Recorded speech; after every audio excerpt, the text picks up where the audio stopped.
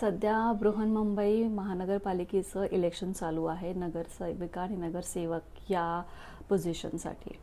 आणि थोडंसं मला असं वाटतं की ज्या ज्या एरियाचे जे इलेक्शनच्या ज्या सीट्स आहेत त्या महिलांसाठी राखीव ठेवल्या गेल्या आहेत, त्या त्या विभागांमध्ये त्या विभागातले जे अग्रेसर कार्यकर्ते किंवा जे काही प्रमुख आहेत त्या पक्षाचे, त्यांनी आपल्या वाईफला किंवा बहिणीला किंवा मुलीला ह्यांना ते पद दिलेलं आहे. तर मला असं जेन्युइनली वाटतं, हे माझं स्वतःचं मत आहे, की त्या पक्षामध्ये खरंच जेन्युइनली काम करणारी कार्यकर्ती नाही आहे का तिला हे पद देऊ शकता तुम्ही, किती वेळा तिला ही सीट देऊ शकता का? तुम्हाला ते पद, ती सीट तुमच्या घरातच ठेवायची आहे? तुमच्या पक्षामागे एवढं दिवस रात्र एक करणारी ती कार्यकर्ती आहे, तिला का नाही तुम्ही पुढे करतात? हा एक मुद्दा झाला.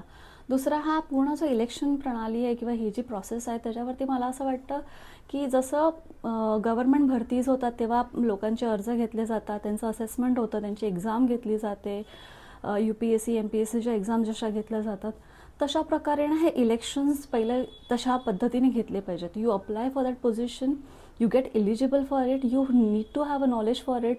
तुम्हाला ज्या पदासाठी तुम्ही उभ्या राहताय त्या गोष्टीचं इन अँड आउट पूर्ण इन्फॉर्मेशन, नॉलेज थरली असलं पाहिजेत. समाजकार्यामध्ये तुम्ही पहिल्यापासून अग्रेसर असल्या पाहिजेत. आणि नंतर तुम्ही सॉर्ट आउट करून ती लिस्ट तुम्ही जनतेला द्या की ह्या प्रभागातून हे मतलब इलिजिबल कॅन्डिडेट आहेत जे आमच्या एक्झाम्स पास करून पुढे आलेले आहेत, आणि यातून तुम्ही निवडा की तुम्हाला कोण पाहिजे, ॲज अन तुमचा कॉर्पोरेटर कोण पाहिजे, नगरसेविका नगरसेवक कोण पाहिजे.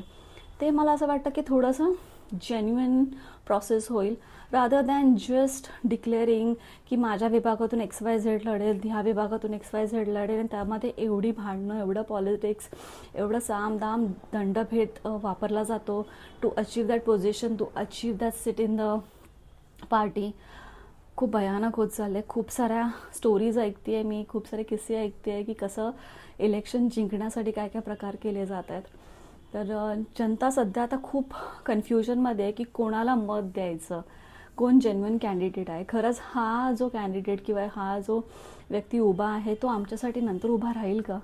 आज घरोघरी जो फिरतो आहे मत मागण्यासाठी, तो नंतर खरंच घरात येऊन विचारेल का आम्हाला की तुम्हाला काय मदत हवे? नगरसेविकेचं की नगरसेवकाचं खरंच काय काम आहे हे त्या व्यक्तीला माहिती आहे का? की फक्त इलेक्शनपुरतं उभं राहायचं, घराघरात फिरायचं, नंतर गायब व्हायचं? मला असं वाटतं की खरंच ह्या एंटायर प्रोसेसवरती